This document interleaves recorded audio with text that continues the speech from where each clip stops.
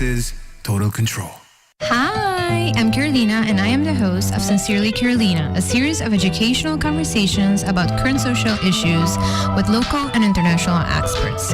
Make sure you tune in every Saturday on Cool FM from 9 a.m. to 10 a.m. Bye!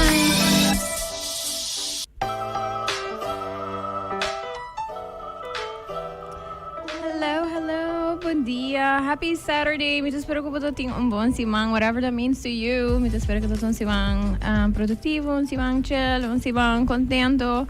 Personal ko enjoying ng vakansi. Mito espero ko po doing the best at that. Si po spending time in the sun. Mito espero ko po cuidando po kuero. We have had many conversations about sunscreen. So mito espero ko sa retain a little information over the essay. Iku, of course, não estou bebendo suficiente água. Diyan ang akita calor. Me digo si ku get jinx it, but it hasn't been too bad. Sa episode ko passando hopi tempo pa fosse nanta sinti ku it has been too bad, pero me digo bisa ku so far no tota hopi calor ainda, pero el lunes não mais calor não chega ainda, so não sabe que da positivo para o essay.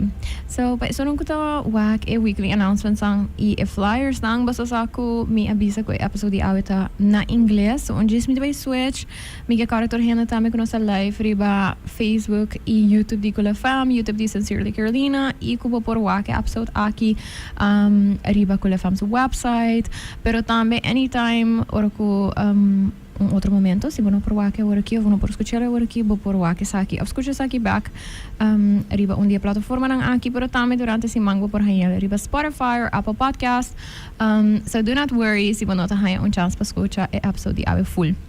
Maneira posso sa mi mencionar ko din luna di Yuli mi kapapay ko diferente persona nang ko incapacidade of outro anto algum se van passando sa papia ko Jean-Marc ko ta persona ko ta usa rollstool ave trove no se papia con persona ko usa rollstool pero nos lo hace conversazioni ave na inglês e nos lo focus riba mi te quer algum tópico nang ko portamos na focus riba nang ko Jean-Marc pero mi te espera ko ta conversação ko ta dando-nos diferente perspectiva riba outra hele nang vida, onde nós por si eigenlijk die experiência nang correndo nang de nós mesma comunidade tini que porta completamente diferente, pero também porta hobby similar com de nós.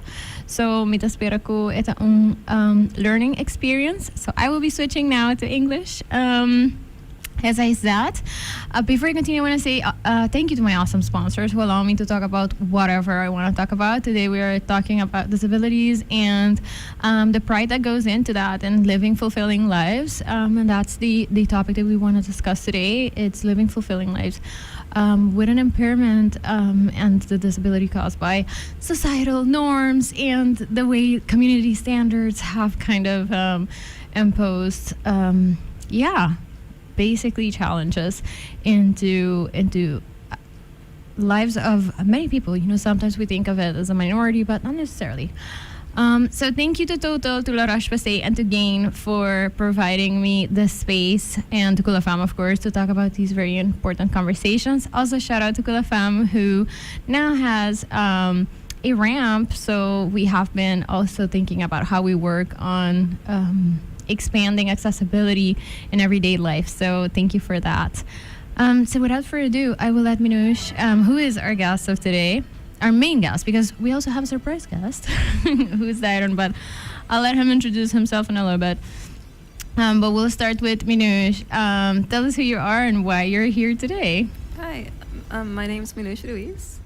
I'm 22 years old, and I'm here to talk about my day-to-day life with a disability. So at the beginning I said people generally have like a very short introduction of themselves, but we will come back to you, Minouche, for a further introduction. Darren, can you tell us who you are and why you are here today? Yes, good morning, everyone. Happy Saturday. My name is Dairon Warlaman. I'm 23 years old, and I'm here to give Minouche moral support. Oh my God, I love how you said that. You are the moral support person today. All right, so Minouche, can you tell us a little bit about your wheelchair use? Why do you use a wheelchair? And you talked a little bit about having an extensive medical background that you kind of had to like refresh your mind on, but maybe tell us a little bit just so we understand you from that perspective a little bit more. I have SMA, which is short for spinal muscular atrophy, which in short, it basically means that my muscles are being off. And I think I found this out when I was 5. When you were 5, okay. And what does it mean to find out when you were 5? Was it something that your parents noticed, your school noticed? Like, what does it mean to find out? Well, I didn't really understand that I had it. Okay. It was my normal. Okay. So it was more like, why are these kids like that? And why am I? Okay. It was, for me, it was my normal. But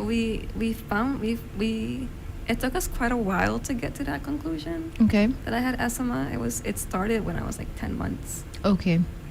So you could see it at infancy because all my siblings started walking at 10 months. I didn't.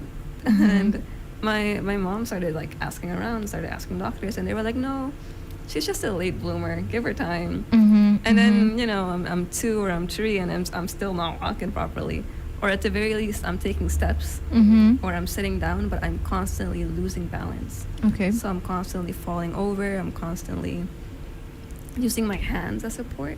So like my upper body, like my arms, weirdly muscular, but my legs, they weren't. And they started asking around, and they kept getting the same. She's just a late bloomer, just wait up. But after a while, they were like, okay, something's not right. So I think we first started with just checkups in Aruba itself.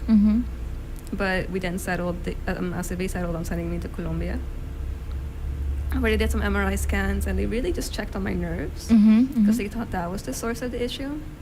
But we came out with no results. But they did predict, they were like, if you don't find anything in 1 year, we're gonna have to like take out a muscle sample. Okay.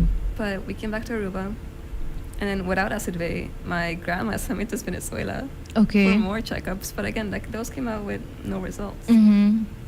And then we went to Holland with Acidve again, and they were right.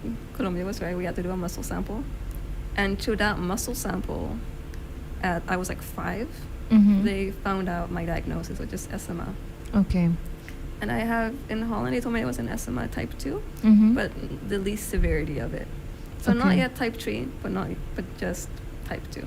Okay, and I mean, for the people who might not have ever heard of SMA and that it has types, what is the difference of like a type 2 and type 3, and what does it mean like for you? Well, type 1 usually doesn't make it out of infancy. Okay.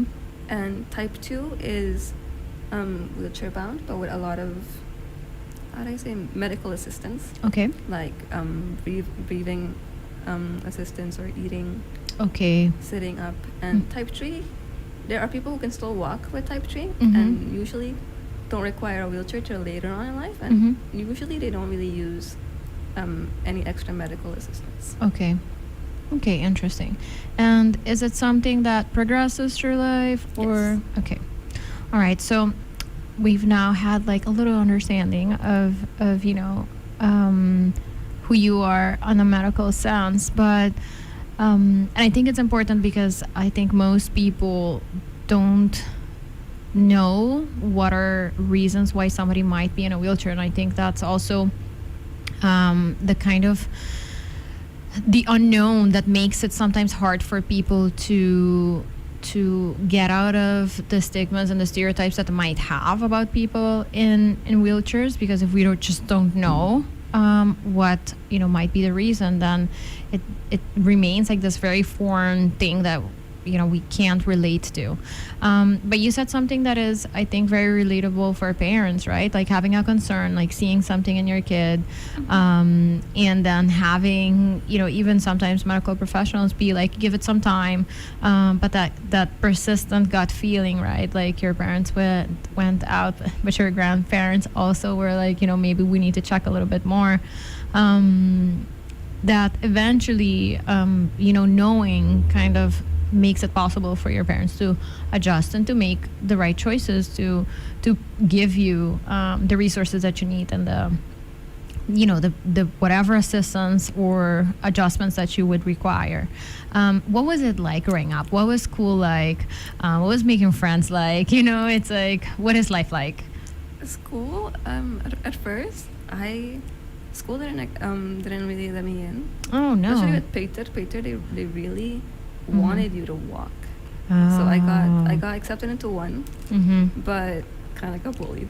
Okay. Even as a little Peter. Wow. It's just kind of crazy. So they pulled me out of that one, and then they couldn't really find one that would take in a kid that couldn't walk. Okay. Because I was kind of like, oh, we can't take care of that. They didn't want to mess up, which is it's like a big responsibility. What do we do? Yeah. And by then your parents didn't know either, so it's like. No. So they were like, okay, we'll just find a nanny. We'll just find someone to take care of her for now. And then Claytor is where I got in, but I was mostly being pushed in a stroller.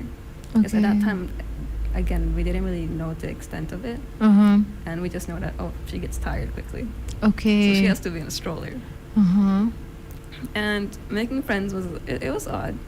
And they had a lot of questions that I also didn't know how to answer. And like in pausa, I couldn't play in the jungle gym. So I was like in a little, with the teachers playing with dolls. But also like the kids couldn't really come play with me either, because if they played a little rough, for me, that it's like 10 times fold. A little bump into me could just cause into me completely falling. So they were really protective in that sense. So in Claytor Pausa, at least, I was a little bit alone. But in Bases is where I really got my first wheelchair in Tueda, electric wheelchair. So it was a new sense of freedom. So I really made friends in Bases. And after that, I went to Ipibe, to where I met Dairon. Yeah. And how was that? Because I mean, obviously middle school and eventually high school comes with the challenges of puberty and right and everything else that's going on. It's like your self-image, the wanting to be part of a group, your friends group. What was exploring that for you like? I had a friend already in Ipibe, so that made it quite easy. Nice. But it was a bit hard. Because there was this whole fitting in, even though obviously something's gonna be popping out. But the way I kind of went about it was, if it's not in front of me, it's not a problem. Okay. So there was little comments here and there. Yeah. Yeah. Okay. But again, it was like, the moment we get past this and we're in class, we're fine. And that's really how I managed Ipibe altogether. Okay. And so I think one of the things that I thought was really nice when you brought up as a suggestion, to talk about, is the relationship aspect. And it might be a little bit confronting, and I'm sure you have been confronted with this, but I think it's one of the things where we don't talk enough about it as a society, how important building meaningful relationships are for somebody's quality of life. And meaningful relationships being, obviously friendships, but also romantic relationships. It's a huge part of life, right? But there is this almost immediate assumption that when somebody has, especially a physical impairment, because it's something that people can see and therefore they will bring in their stigmas, that's going to be a challenge, and that's going to be maybe not possible, or something that's unattainable. And therefore we also treat people we infantilize them maybe a little bit, right? And we don't treat them like adults when they become adults. You're an adult, you're 22. So what was that experience for you like? And I love that there's something that you wanted to bring up. So I do want to hear from you what it felt like to explore the dating scene. Let's put it that way, and to the point where you do have a romantic relationship. Well, it was even with my parents where they were like, "You're not 18, you're 12. Okay. Like, what are you doing?" Okay. When I first brought up that I might have a partner. Like a crush or something. And they were like, "No, you're 12. You're not 18, you're not 16, you're 12. So I was like, okay, so that's how you see me. Okay. But like, especially with that one, I didn't really know it was gonna progress. Okay. And when we did start dating, I was like, you know what you're getting into, like and he did, which was surprising. I did make some things look way worse. Okay. Like medically wise. Okay. And he was like, oh, it's just this. And he was very relaxed about it, which was an anxiety reliever. But like a lot of the times with people, they think he's my like assistant or brother, like or caregiver. Yeah. So he's like, oh, so you're the sibling, right? Especially at doctor's appointments. And they were like, no, it's the partner. So it's like an immediate assumption that if they're okay. I want to ask you, and we made arrangements that if both Minouche or Daryl feel like I am being like asking random questions that they don't want to answer, they can say I want to plead a fifth. So by all means, plead a fifth if you want to. But I want to ask you though, how do you deal with that? And when I say deal with that, I don't mean like maybe like at home and on an emotional level, but like the immediate response. Like, do you use that moment to make it clear and kind of or is it like for you it's like it's not even worth it to like have this conversation? Like, what is it like when somebody makes that assumption? How do you respond? That's maybe like the better way to phrase it. Well, I always correct them. Okay. Or Dylan corrects them. But it really depends on the person. Sometimes you can just like, and not tell. But I'm kind of like, she's she's an elderly. We don't want to argue or, it's just not how they might have been brought up. Yeah. But genuinely how they see things. I don't know if Dad wants to chime in on this one. Like, how do you? I mean, we haven't even heard your voice, other than your name and how old you are. But like, I mean, it's like she said. Sometimes you want to correct, but sometimes it doesn't really matter because the next time you meet them, they're gonna say the same thing. Especially her, like some people see her and start talking down to her, thinking she's like mentally disabled or something. Okay. Or like I'm a toddler. Yeah. Yeah, they'll be talking to me right in front of her, like about her. Yeah. Okay. It doesn't really make sense because just because she's in a wheelchair or something, she has any mental disabilities. Though he'll always be like, she can answer that. Yeah. Just ask her about it.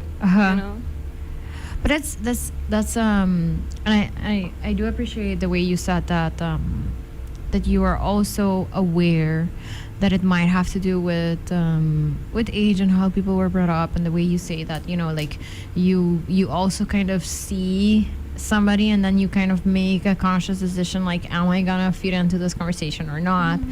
And I appreciate that because I can imagine that sometimes it can be frustrating.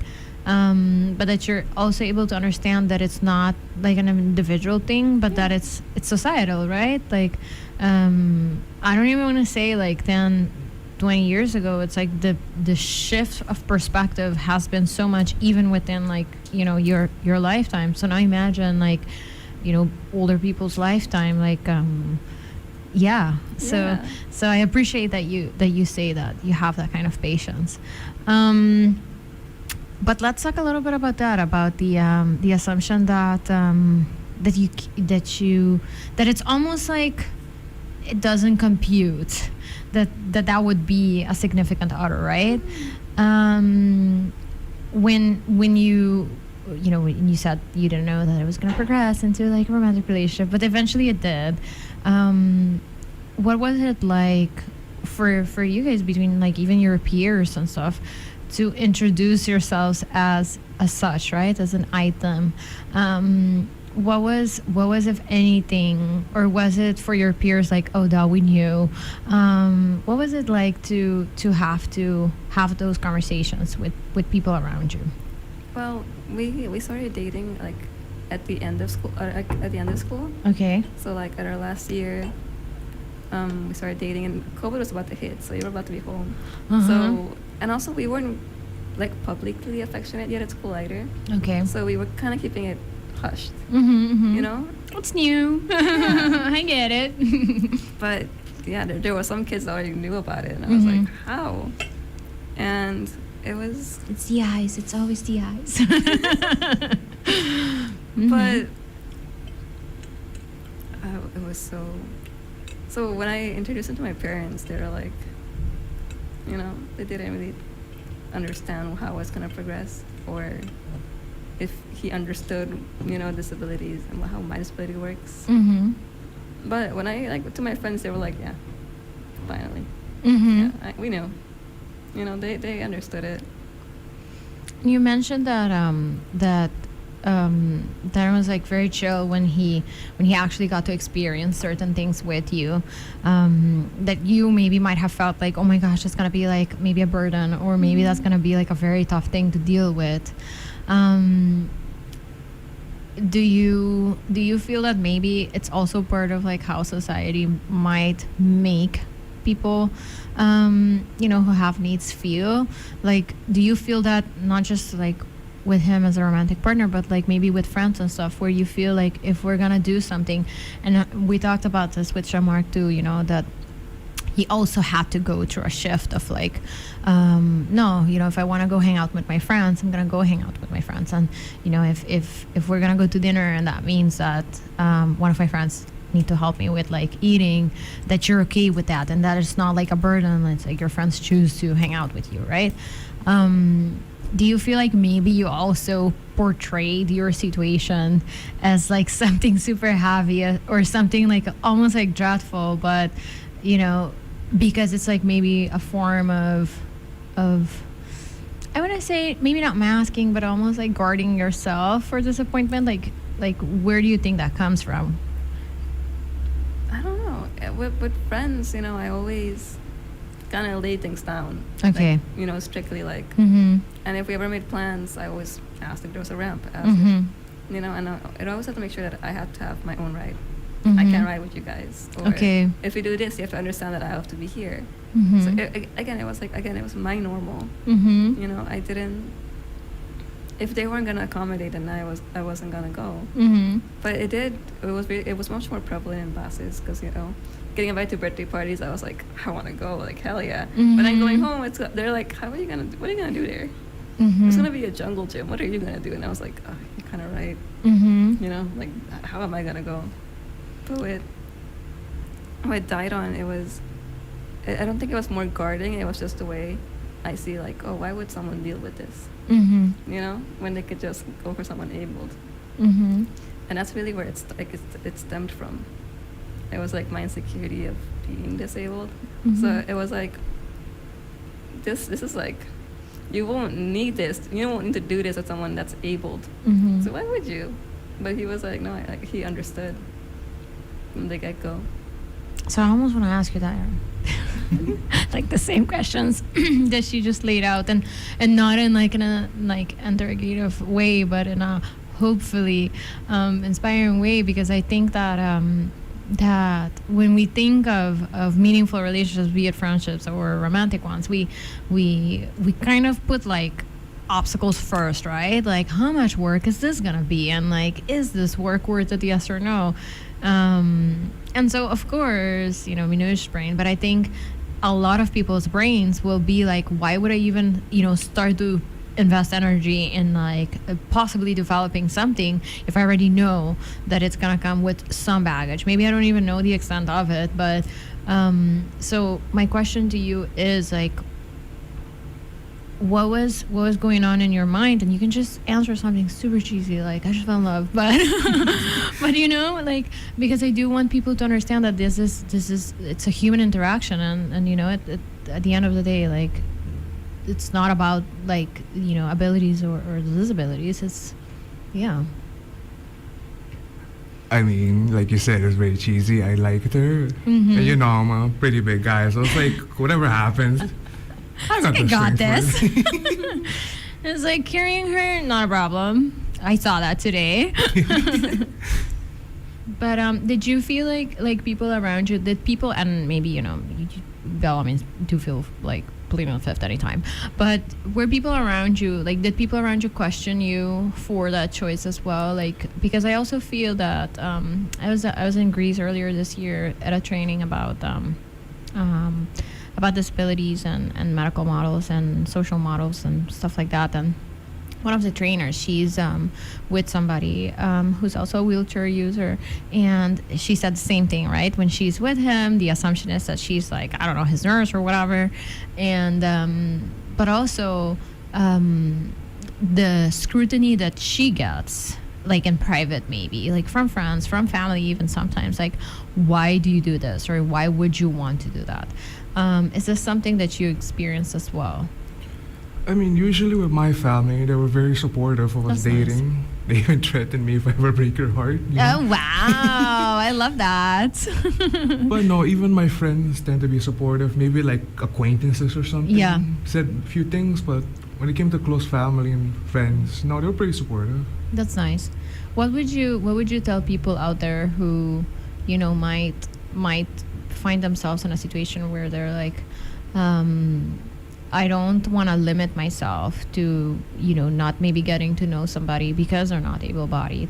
How can you encourage people to see, you know, people who might be in wheelchairs, but also with other impairments, you know, if they're hard of hearing, if they're like visually impaired, to see people for who they are and not see like that first. Like, how can you, if you can?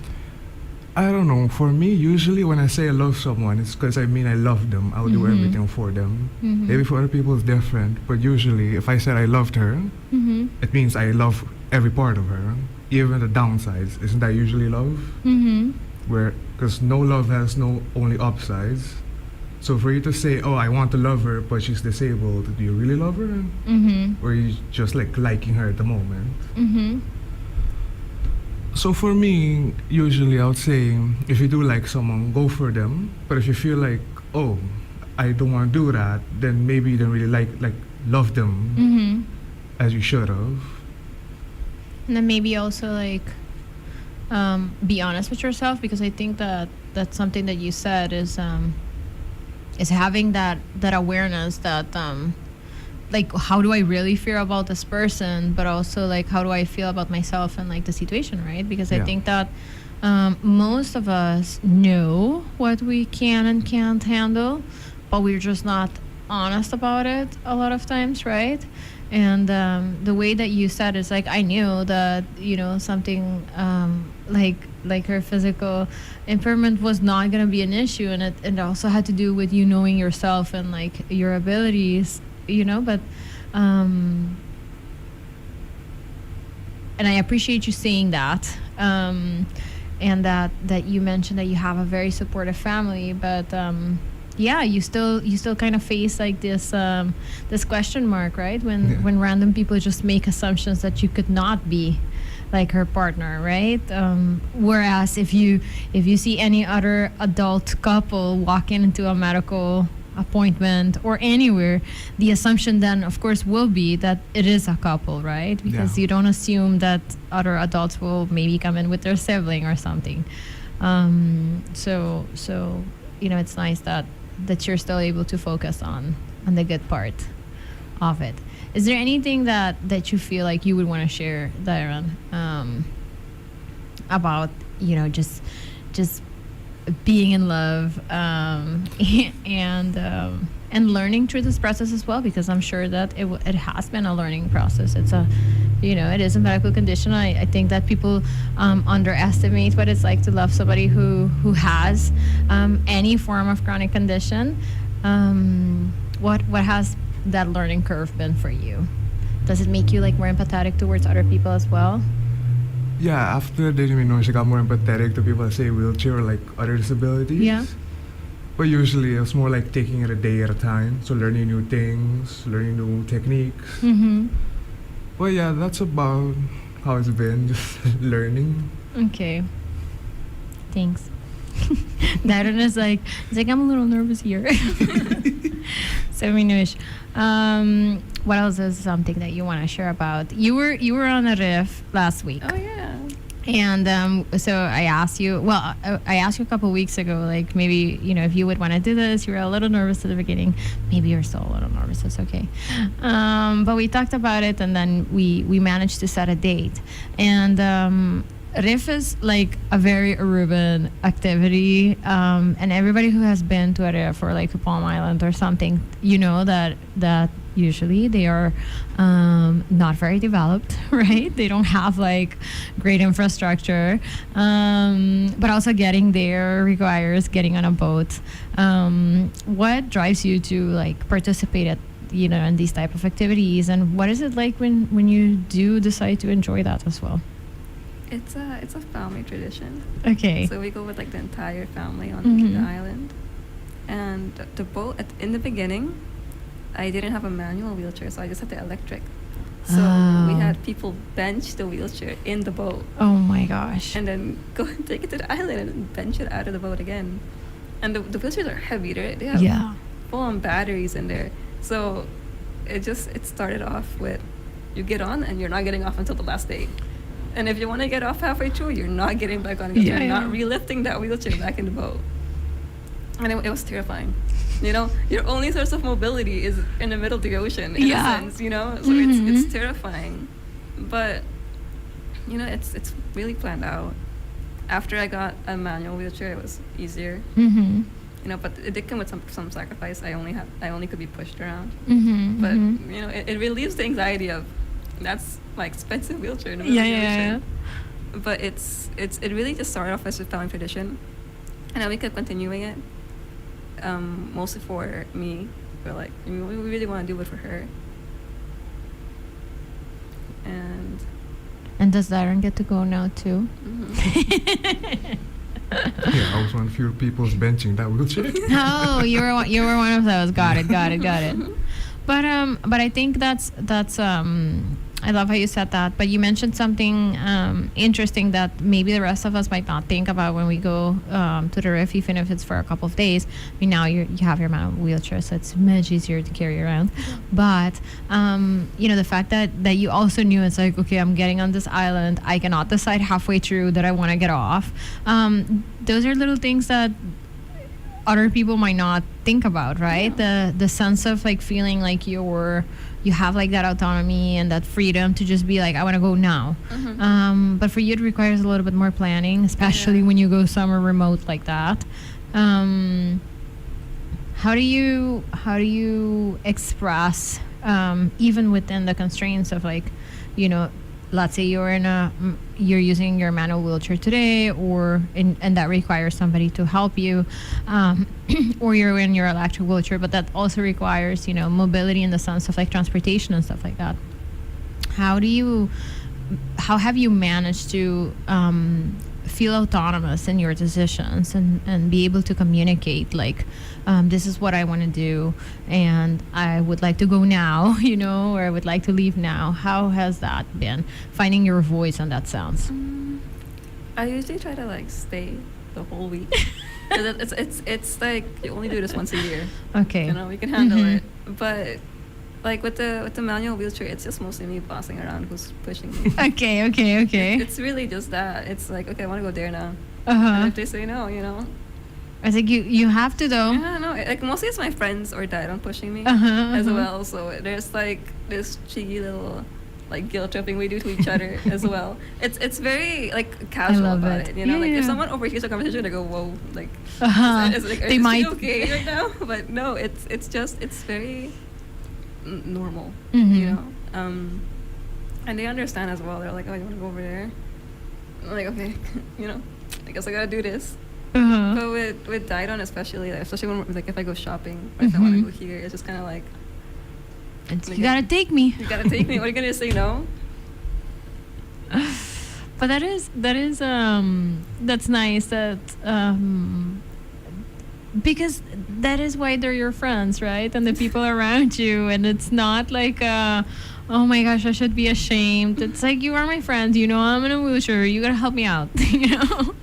So when you go shopping, what is that like? I want to know. I mean, I have a love-hate relationship with shopping. Can't be too busy.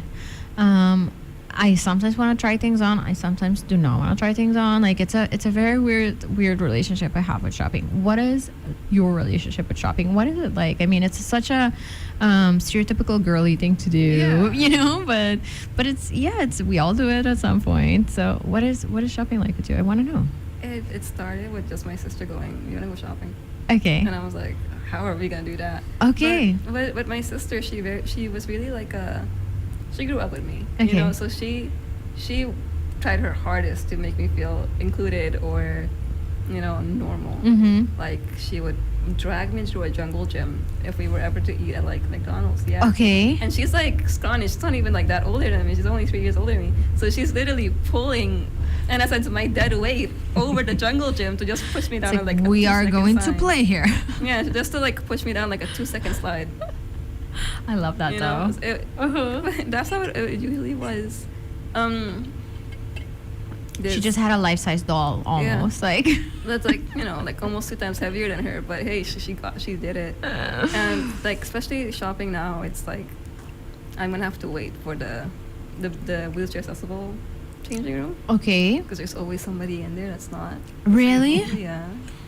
But isn't that like also like a thing with the store itself? I mean, Yeah. because most stores, for you to go use the changing room, there's like somebody like guarding the changing room almost, you know, like the person that helps out, and they will eventually like let go. So it's just a question. We do not have to name names, okay? I just want to know. So if you're in a queue, let's say there is a line, like little line, for the changing room, do you feel like people acknowledge like, okay, we are not gonna let somebody else go into the accessible changing room, I and think we once need they to. see me, Yeah? yeah. Okay. And then they kind of let you go to use it. Yeah. But I've had like instances where they were using it as a storage room. Oh. They had like racks of clothing in there, and they were like, "Give us a second, we gotta clean it out." So I'm just waiting in the queue while they're pulling out like, you know, excess stuff from there. Uh-huh. Wow. Okay, I didn't even think about it like that. Okay. But And what do you do then? You're just like, okay, I'll wait, or Yeah. like. I'm very passive in that sense. Okay. But when I'm with like other people, they like, especially with my sister, Yeah. she would definitely complain to them. Or if I'm with friends, you know, they would be like loudly complaining as Mhm. well. But I let it slide. It's not that big of a deal in the way I see it. I'm in, I'm out. Mm-hmm. You know. Mm-hmm. And yeah, it's just like an understanding and just having patience. Mm-hmm. Mm-hmm. But I mean, you said complain, but it can also be like a form of advocacy, right? Like what they're doing, and where maybe they see this more often, and they just want to, maybe educate a person who might not, maybe under other circumstances, have had the opportunity to understand what is happening or why, you know, having access is important. But it's nice to hear that you get to have like these experiences, and that your sister was kind of like the which, because I feel like that's also something you would do with your sister, right? Like Yeah. go shopping and like have that experience, and that you were not deprived of that experience because of your condition. I think that that's a very nice thing. And how are your parents? I love that you said that you have a family tradition that seems like, you know, a little like hassly, but they're like, we're gonna do it. What was growing up like, and just trying to navigate, I suppose, life in Aruba? My parents were very protective, especially my mom. Because I got sick really easy. You know, Okay. Like, I was looking with like autoimmunity, Mhm. with scoliosis. So she was very adamant of keeping me safe. Okay. And I was reckless. I didn't understand. You know, I wanted, like, let's say on Riff, I wanted to stay in the ocean till nighttime. Uh-huh. You know, and she's like, you're gonna get sick. Yeah. They can do it. You know, why aren't they Mhm. getting sick? But growing up, they were very careful. They're very wary as well about my friends and people coming in my life. Mm-hmm. But again, it was like a new normal after a while. They had to get accustomed, and but it just became our family's new normal. Yeah. And it is, right? It Because what is normal is just what you know, and that is what your family knows. So, Minouche, what is something that we might not have talked about, but you would really want to share?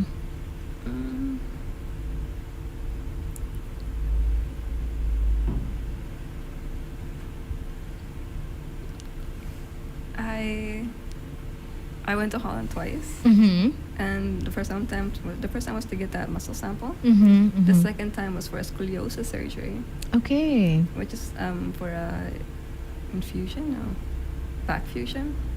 Where It's they? basically realigning your Mhm. spine, and that was the cause of also eczema. Okay. Because as your back will get weaker, so it won't be able to support the spine. Okay. So eventually I started, going into a curve, Mm-hmm. and it was very, like, right on time with the surgery as well. Okay. Because my spine was pressing my lungs against my ribcage, Oh no. and it was degrading them. So now I'm at like 37%. I think around there. Yeah, around 37% of my lungs working. Wow. So it was like right on time. Mhm. I had my doctor, Rafaela Cruz, really pushing for that surgery. And it was, you kind of had to relearn how to sit or turn. After or, that surgery. Yeah. Especially with like, you're in constant pain, Mm-hmm. right? Before and after. And the after part was, you want to go back to school, you're going to have to learn how to sit for long periods of hours without laying back down. And I had to be out of school for like 3 months. Wow. And thankfully I still passed. But after that, it was kind of hard to find school again. Because not only was my back an issue now, but also like the mobility of my Mhm. wheelchair. Because school-wise, if we had to do small adjustments, my bosses had to do small adjustments. But after that, like, schools had to start doing big adjustments. Mm-hmm. I went to IPE for like a year, and there was definitely times where I was like, how did they expect me to go to my class? Because Okay. they put me to the second floor. Like your Yeah. schedule? Yeah. on And the- it doesn't the- have the an roster. elevator, I'm assuming? Nope. Okay. And it's like, let me go talk to the principal. Go talk to the Mhm. principal, and they're like, we'll fix it next time. And I'm like, okay, great. Still missed my class. Mm-hmm. Mm-hmm. And I also had issues with like assistants, because I do need in-class assistants. Okay. I had one like this, like an assistant from Clater Mhm. till like my last year of IPB. Wow. That is so nice. And So did you have like a bond with this person? yeah, we were very close. Okay. And like after that, I turned 16, so they kind of saw me as, you legally you don't have to continue school. Got it. Because So- of that's like the leerplicht Yes. age it ends. And I also went to Holland at that same time, Uh-huh. so I kind of lost that assistant. They had Oh, to no. like put her somewhere else. So when I came back, I had to find a new one in a sense. And oh my gosh, wow. when I came back, I couldn't really wait until I get a new one, so I was calling up cousins, like, can you come to school with me? For help? Really? Yeah, I ended up going with like friends, cousins, I had to Anybody run them who- through the who principal could? first.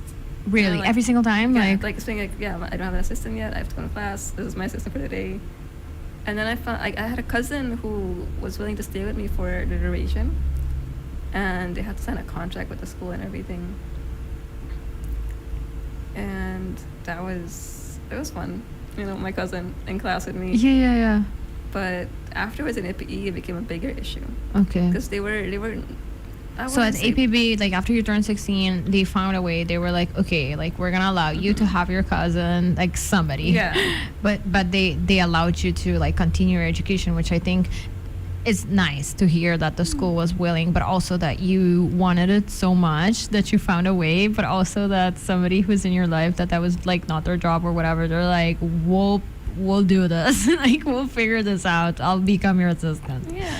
And then, I had to go to another school. Mm-hmm. And still didn't have an assistant at that time. So we juggled through cousins, friends. Mm-hmm. And I had a friend who like recently got out of that school, so they were like, "What are you doing here?" Like why are you back? Yeah. And there they put up a bit more of a fight. They were like, "We can't have you like bringing in someone different every time."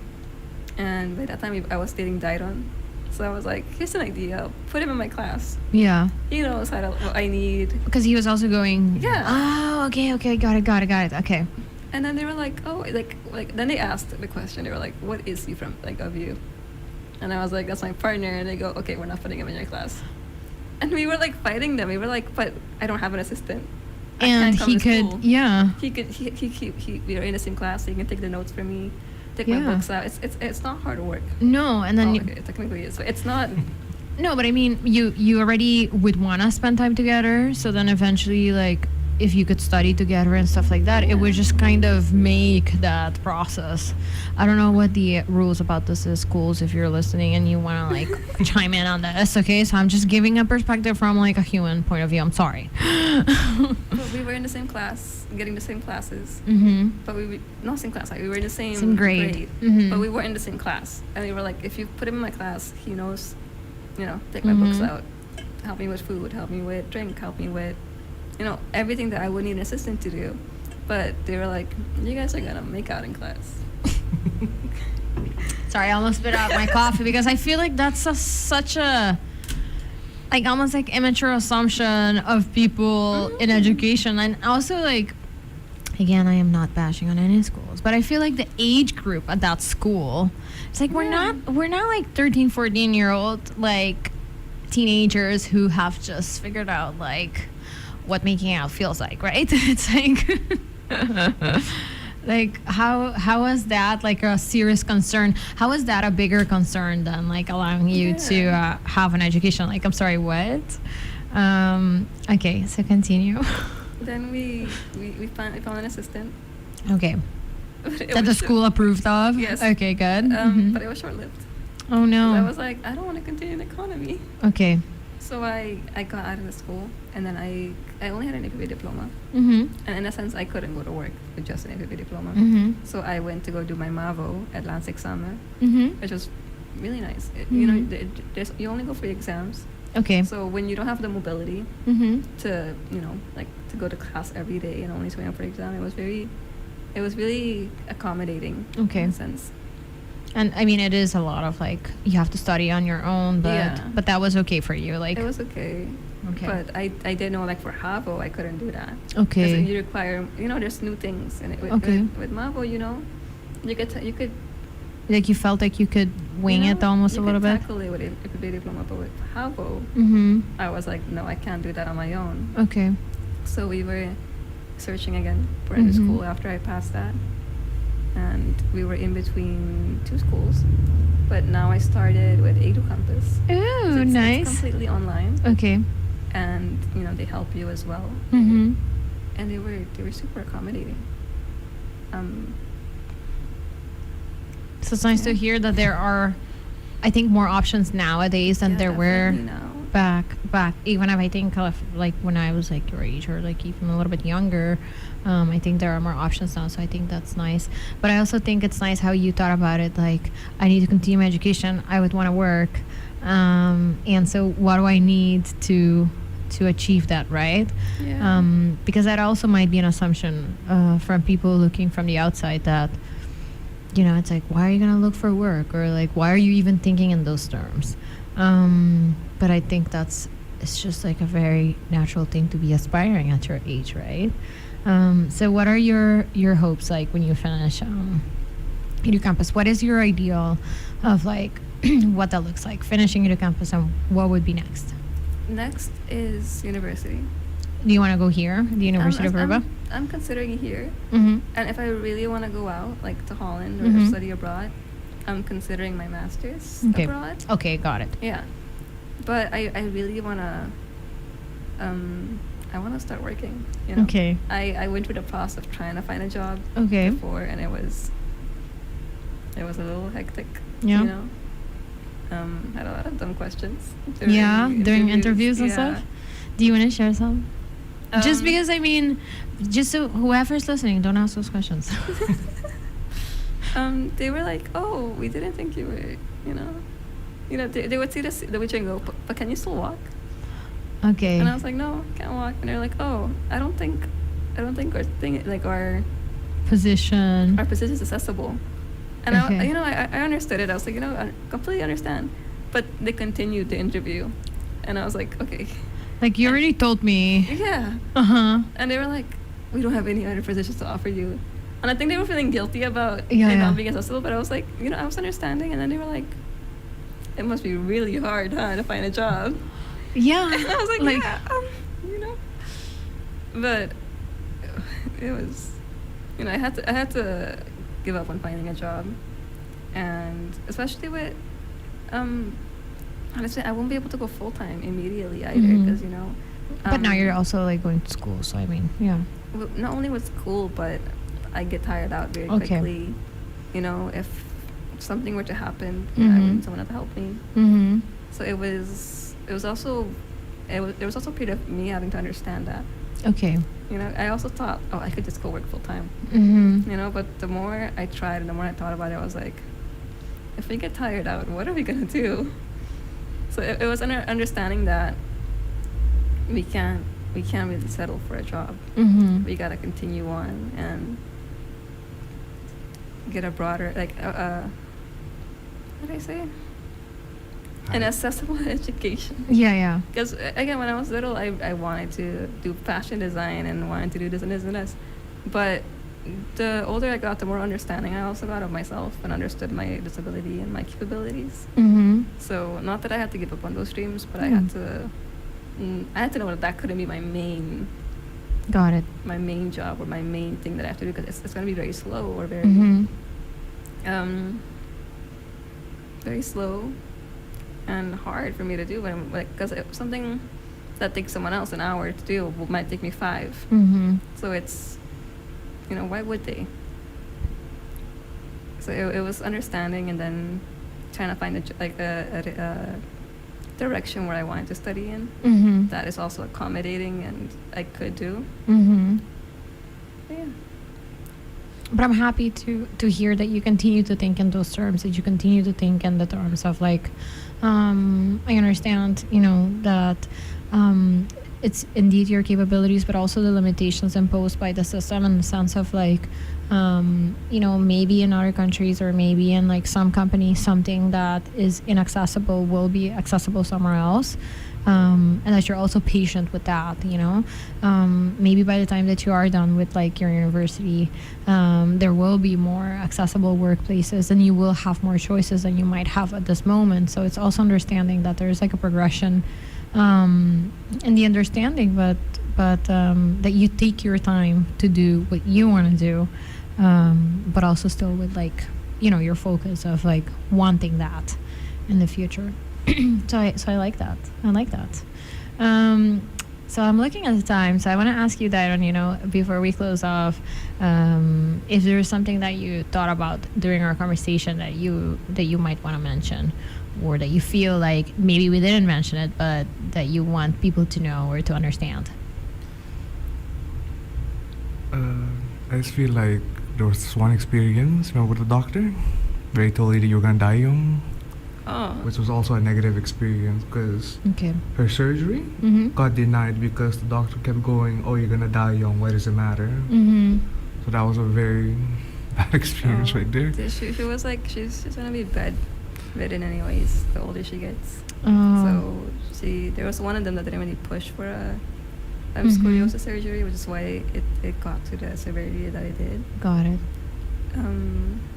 I also had like you mentioned, I had how do you say it? They gave me like, not a deadline. That's not a terrible way to say it. Like an estimate. Yeah, of, an estimate of yeah. my life estimate, which I think was going to be 16 or 18. Okay. I think it was 50. Yeah, somewhere along those lines. Like teenage. Yeah, and it was really a problem because she said that in front of me to my parents. So Okay. And you were like much younger? Yeah, like way younger. Okay. But I forgot about it. And my sister reminded me a couple years ago, like, hey, you're supposed to die. And I forgot completely about it. And I was like, all right. But here I am, right? Yeah.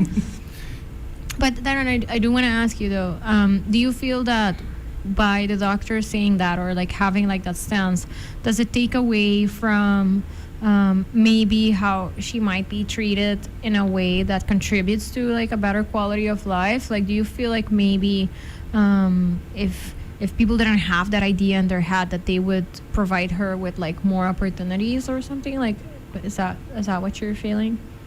I feel like, yeah, because Mhm. as soon as you set a deadline or something, Yeah. as you said, you're automatically cutting off most things. You're like, why waste the money on her if she's not even gonna Mhm. make it? So, and I think that's a very important component, right? And I do come from the medical bubble, and I do understand that there is like, you know, where they weigh options and stuff. But I think that we have to move towards understanding that no matter how long somebody might be here, that they should still have a good life. And the idea of like, and this is also part of like why we're having this conversation, right? That you have the right to a fulfilling life, and to have the support and access to that fulfilling life, and not that it's being determined by somebody else how fulfilling or how good it shouldn't be. So I think that's a nice contribution, Dairon. Thank you so much for bringing that up. I think it's a good thing to keep in mind. Minouche, is there something else that you might want to leave us with as we close off this episode? I don't think so. You know, maybe an advice to a younger person who might be in a similar situation as yours. To have patience, Okay. but to also understand when they're taking it too far. You know, the way they treat people with accessibility, Okay. and to understand that that's, you know, you're normal, and it might not be someone else's normal, but it's yours. Mm-hmm. Yeah, I think that's it. Thank you so much for having this conversation with me this Saturday morning. I appreciate it so much. I also want to say shout out to Kay, who suggested Minouche as a guest. I appreciate that. We discuss these topics almost on the daily.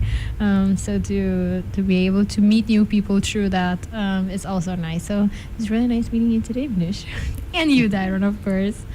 All right, so if you caught this episode towards the end and you have no idea what we're talking about, or like why we're talking about these things, why we're talking in English, you can rewatch and re-listen to this episode on Cool FM's YouTube and Facebook. You can also find this episode during the week on Apple Podcasts or Spotify.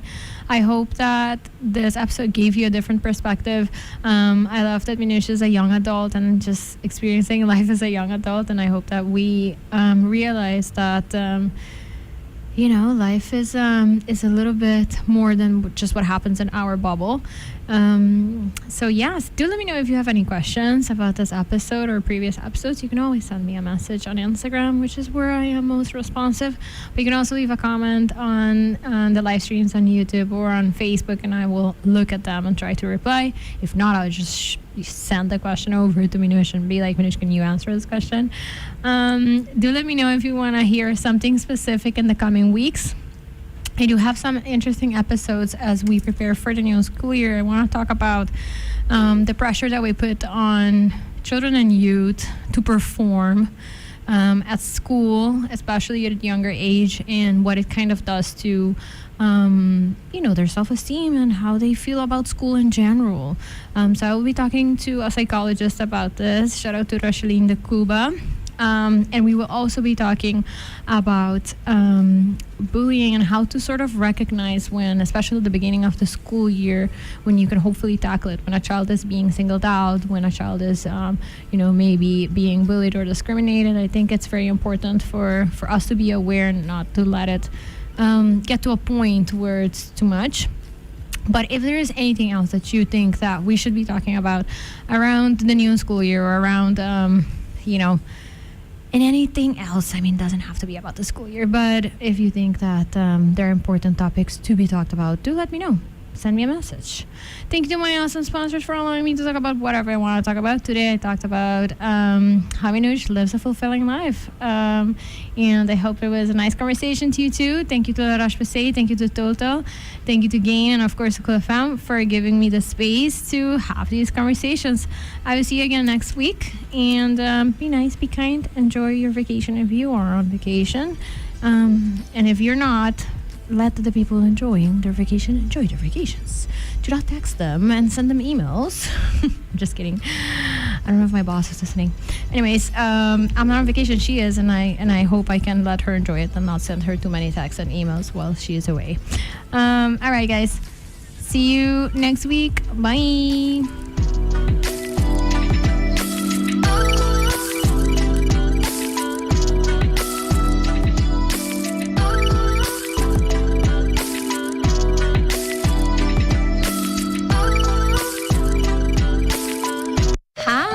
I'm Carolina, and I am the host of Sincerely Carolina, a series of educational conversations about current social issues with local and international experts. Make sure you tune in every Saturday on Cool FM.